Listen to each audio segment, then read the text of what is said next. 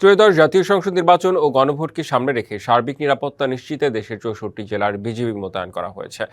BGB সদর দপ্তর এ তথ্য জানিয়েছে। বিজ্ঞপ্তিতে বলা হয়, দেশের 4,427 কিলোমিটার সীমান্ত সম্পূর্ণ সুরক্ষিত রেখেই সারা দেশে 37,000-এরও অধিক বিজিবি সদস্য মোতায়েন থাকবে।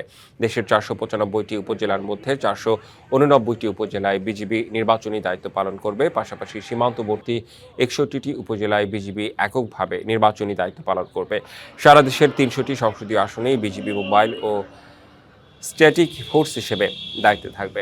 ঝুঁকি বিবেচনায় উপজেলা ভেদে 2 থেকে 4 প্লাটুন বিজিবি সদস্য মোতায়েন থাকার কথা জানানো হয়েছে। পাশাপাশি নিরাপত্তা ব্যবস্থাকে আরও জোরদার করতে বিশেষায়িত নাইট ডগ স্কোয়াড ইউনিটও মোতায়েন থাকবে। বিদেশ থেকে দেশে রেমিটেন্সের টাকা আসে নিরাপদে। তাই আজই আপনার আপনজনকে বলে রাখুন, রেমিটেন্সের টাকা যেন শুধু নগদেই পাঠায়।